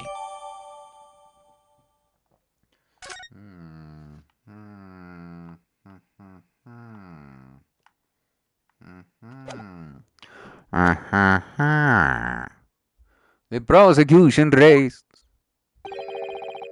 I have nothing further to add. Good night, Dragon. I'll see you later, buddy. We should be ending pretty soon, I think. I'm not going to do the full case. We're just going to get to our next I mean, I don't know how long it'll be, but I think it'll be fairly soon, I would imagine. I don't know. I'm not 100% sure, of course, but we'll see. Have a good sleep, Dragon. You seem very surprised, my learned friend, but your resistance until now has been in vain, entertaining, yes, but futile. Mwah! Ah, ah, ah, ah. The spurious longer route to the accused lodgings that you tried to establish in your summation examination, and the attempted discrediting of the witness's powers of recollection in your cross-examination. Futile? I walked right into this, didn't I? You see, everything we said is true. Isn't that right, my darling? Yes, Pat. Marry me, Pat. So perhaps the ladies and gentlemen of the jury would like to reconsider their positions. Should the court waste any more time on its Nipponese a travesty? Or is the decision you have made all too apparent already? Oh, ow, oh. You have heard the witnesses and seen all of the evidence. This trial has run its course. Mr. Naruhodo, I'm afraid we're in terrible precarious position. I know, but if I fight in the wrong way now, I could very well just make matters worse. Think, Ryunosuke, think. What to do now? Raise an objection? Hell yeah, we're raising a goddamn objection. Objection! Objection! I'm not done yet. No, my learned friend, it's over. That last cross-examination was your final chance to establish a credible defense, and you failed. The die has been cast. There is no more room for debate. Well, it might be over as far as you're concerned, but I can't think of what to say. If I may, Lord Van Zeeks. It seems somewhat boorish to close down the debate at this point. Oh! Oh, your insignificant little Eastern Isle must be a lawless hole indeed. For a lowly judicial assistant to have the audacity to intervene at a moment like this. Oh? Huh. I am, to my shame, still a very inexperienced lawyer. So you'll have to forgive me, but I consider my assistant's advice essential and her opinions invaluable. Mr. Naruhodo. What? The power of friendship? The power of vaginas? They're pretty powerful, you know. Oh, I remember the days. Oh, so many days of pleasantness in the company of a lady. Now I just can't seem to shake 'em out of my memories. Oh, one of the land's great guiding principles is tolerance, so this court will hear you, madam. Go ahead, Miss Susato, please. Very well, Bray, what insight can you give us? What have you all overlooked in this matter that you see fit to pursue further? Well, the court has been presented with new evidence, but only after the last cross-examination finished. I see. And you believe that this new evidence warrants further examination, do you? Ah, oh. Mr. Naruhodo, what do you think? It's just possible the new evidence might be the decisive proof we've been waiting for. The judge is sure to ask the members of the jury to announce their leanings in a moment. Huh. And of course, he's sure to ask you to explain what the crucial piece of evidence is and why. So we must take this opportunity to examine the newly presented evidence as thoroughly as possible. Yes, I understand, and thank you, Miss Susato. This is it. Susato-san has managed to win one last chance here. I can't let it go to waste. The defense wishes to present evidence, my lord. Oh! Very well. You were right, Krabs. The fourth book is key here. You're right. The defense may present one further piece of evidence. Evidence that apparently offers a profound insight into this case and heretofore be overlooked. Probably the book, I would guess. What else could it be?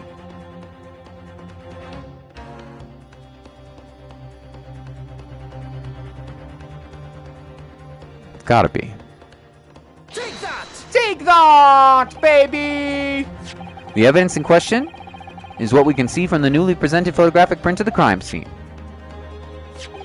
The fourth book, found in the victim's hand. Objection! We have already discussed the fourth book at length. Other than it being in the victim's grasp at the time of the incident, no significance must be attached to it. Pursuing the matter further would be a flagrant waste of the court time, as you well know. Yes, I'm afraid, counsel, I concur with the prosecution on this matter. When I afforded you this opportunity, you led the court to believe that the evidence in question contained a hitherto undiscovered clue. So I must insist that you elaborate, counsel. You will identify this clue at once. Do I make myself clear? Oh, yes, my lord. It's, Mr.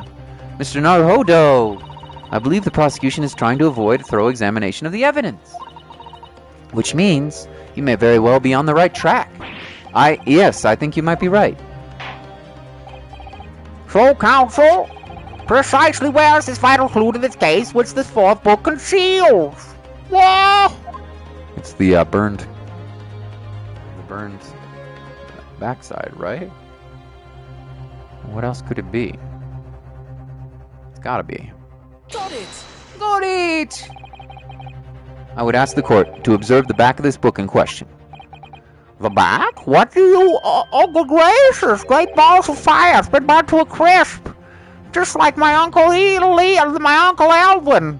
He was such a good uncle, but one day he left his oven on and he fell asleep at the... when he was cooking his cookies. And that was as a result, he burned himself alive. Well, he woke up, but it was too late. He got baked like a cookie. Oh, poor Uncle Elwin. Anyway, the book's also like Uncle Elwin, been burned to a crisp. So we have to ask ourselves, why was Uncle Elwin and the victim clutching this book so clearly unreadable book? It's undeniably an extremely unnatural thing for her to do to have been doing. Objection! Unnatural, you say? And what of it, my Nipponese friend? Huh? Were I to concede that point, it bears no relation to the case if there was nothing to discuss. So you should wish to assert that this fire damage is some veiled clue as to what happened that day. Pray do enlighten us all. What truth does this charred book hide? A charred book. There is just one possibility here which I can't quite bring myself to rule out. It's an outside chance, certainly, but worth a try. Alright, I'll explain my theory. Don't keep us waiting any longer then, Counsel. Explain your theory.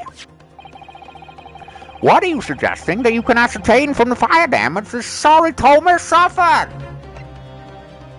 Its owner. It's gotta be. Well, what else could it be? My lord, the burn on the back of the book reveals a startling truth about the book's owner. I beg your pardon. But we already know who the book belongs to. The victim was gripping it in her hand as she fell to the floor, after all. It's obviously hers. The question of how this book came to be in the victim's hand has not yet been answered. However, as to the question of who the book really belongs to and where it originated, the defense has a very credible answer. Good gracious, how can you possibly... Very well, I'll play along with this futile attempt to delay your inevitable demise. But do remember, the members of the jury may well burn you if your little gamble goes awry.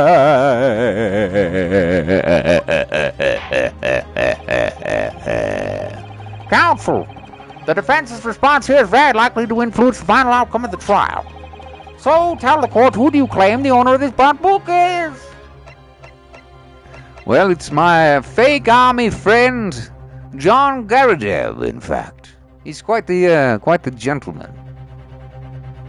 He's quite the ladies' man. He's got Quite a wife. I'm in the courtroom actually right now, I think. Take that! It's Van Zeeks. That would have been hilarious if I had chosen. I should have saved and chosen that and see what they would have said. I would have been penalized for sure, but the answer is that book belongs to a couple who own the house where the defendant has his lodgings. A certain Mr. and Mrs. Garadev. The landlords? And whether this is some extraordinary coincidence or some kind of fate at work, I don't know, but of all the people in London, one of the 6 chosen for the jury duty in this courtroom today is none other than Mrs. Garadev herself. Oh, my goodness me! I think it must be Mrs. Higgins, sir. I'm not Mrs. Garadev's wife. I am his maid. Things would be so much easier if you would just drop the pretense. Alright then, how about a simple question for you? Have you ever seen this book in Mr. Garadev's house? I would never presume to know all of the books he keeps, sir. Objection! This is outlandish behavior. This woman is the accused landlady, you say? You implicate this hard-working member of the public. You besmirch her without a shred of evidence. Your actions are unforgivable. This is not mere conjecture. The defense happens to know that on the day in question, at almost exactly the same time as the victim was stabbed on the pavement below, another incident was taking place in the room on the top floor with Mr. and Mrs. Garadev's house. Good Lord, what sort of incident, Counsel? A fire, my lord.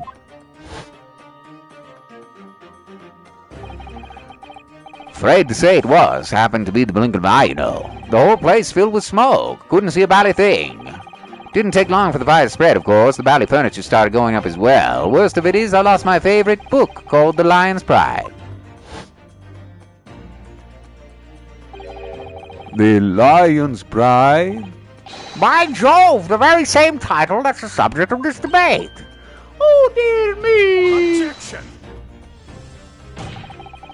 This is reasonable. All you've told the court is that a book by the same name was involved in a fire, which case it would be reasonable to assume that it was burned to ashes.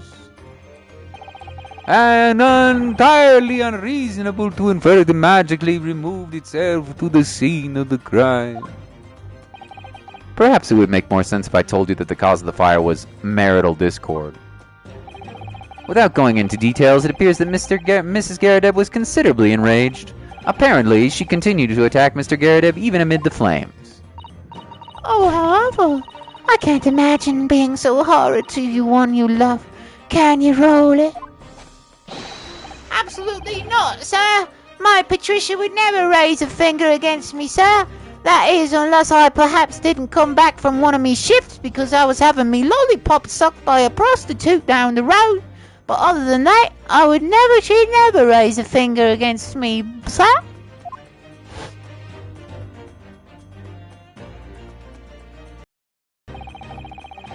Had all my favorite novels in that case. But as soon as the fire got hold of them, that was it. Whoosh, up in smoke. Then the wife started hurling things at me. There was I, back up against the window, under heavy enemy fire, incendiary books coming 10 to the dozen. The man had his back up against the window, and he had burning books thrown at him. Goodness gracious, are you suggesting that the book was thrown through a window and landed coincidentally at the scene of the crime? Objection! No.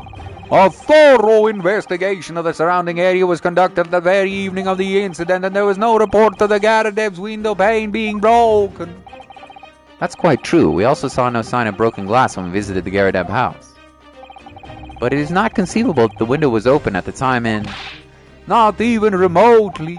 Let us not forget the season and the chilling weather that accompanies it. No Londoner would ever leave a window open in the middle of winter. Does the defense postulate this scenario in all seriousness, counsel?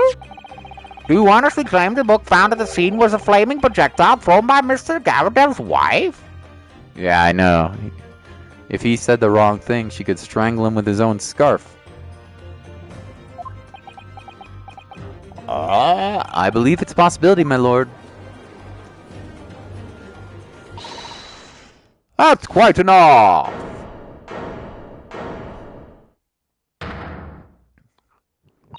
Well, I hope that everyone can see you for what you are now, you little foreign trickster. You call yourself a lawyer, but you're just a coward. A mean coward. Really?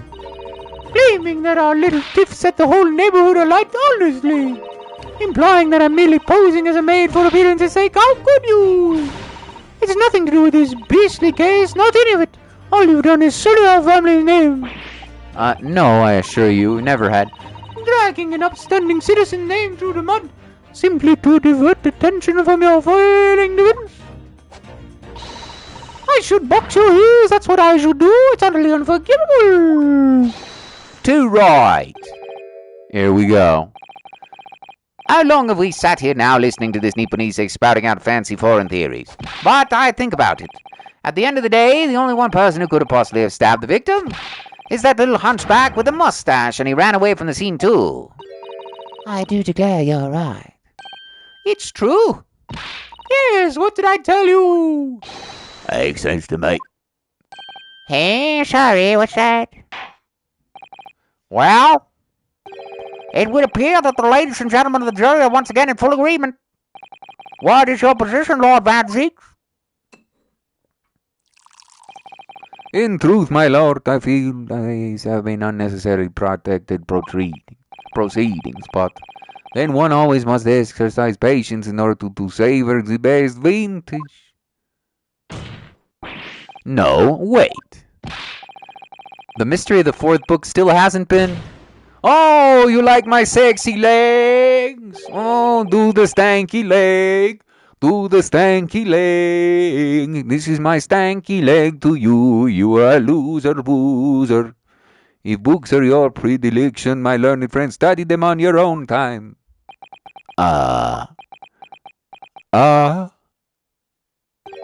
What? No, forgive the discourtesy this time. In this case, ladies and gentlemen of the jury, you will now state your individual decisions regarding defendant's culpability before the court to hear. Guilty!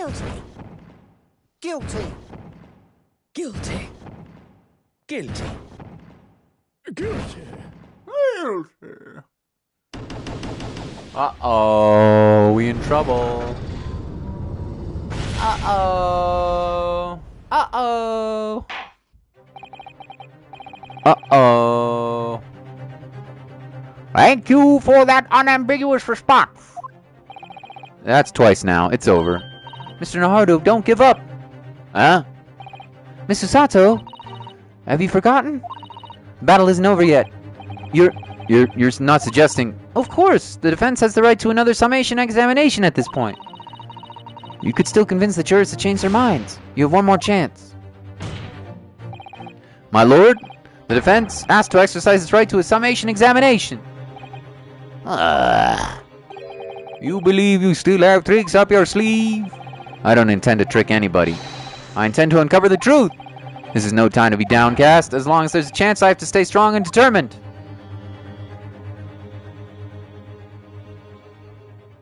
Oh, not good. Not good. Not good. But it's not over till it's over, boys. On the next episode of Dragon Ball Z, we will finish this fourth case. And an interesting one it is. There's still some sussy stuff that I don't quite understand. For example, how did the book end up from the fire into the street?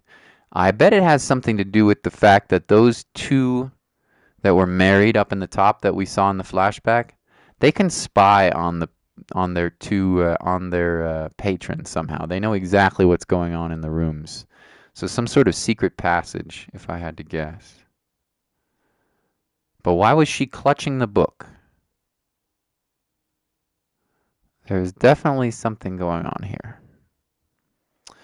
And we'll find out on the next episode of Dragon Ball Z. I mean, the Great Esatonian Adventures. You guys have been fantastic. Thank you so much.